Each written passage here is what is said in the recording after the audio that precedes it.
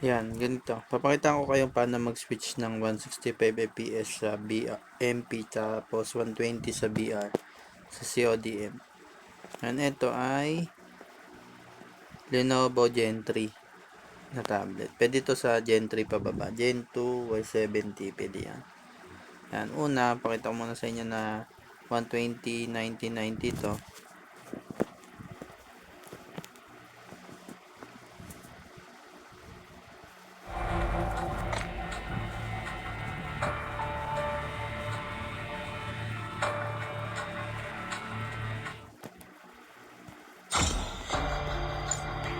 Ayan.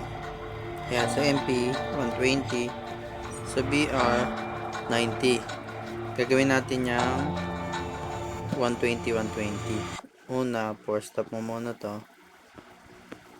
Tapos, punta ka ng Kaureus Toolbox. Tapos, Tools. Spoofing up. Tapos, add up.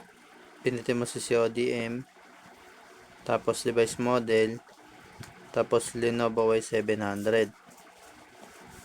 Tapos, save mo lang yan.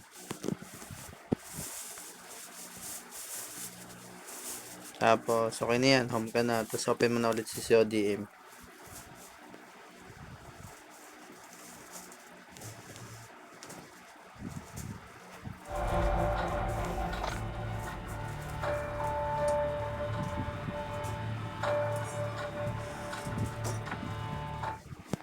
Ayan, tignan natin. Ayan, 120 sa MP. 120 sa BR. Ayan, para naman maging 165 siya sa MP, tas 90 sa BR. Force stop mo ulit. Tapos balik ka ulit ka Oreos. Tap mo to. Si Call of Duty. Edit. Device model.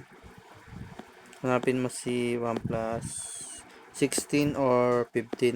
Minsan nalabas naman dito si 16 eh. Pag wala, 15 ka muna. Tapos edit mo lang yung product.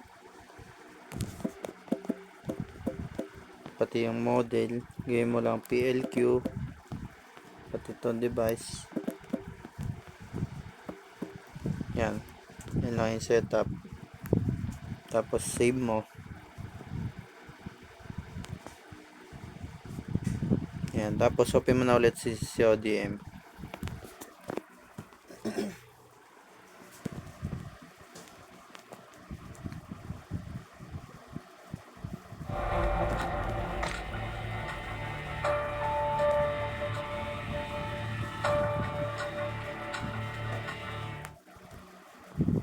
Yan. Tingnan natin. Yan. Meron na siyang 165. Yan. Makita mo rin dito. 165 din.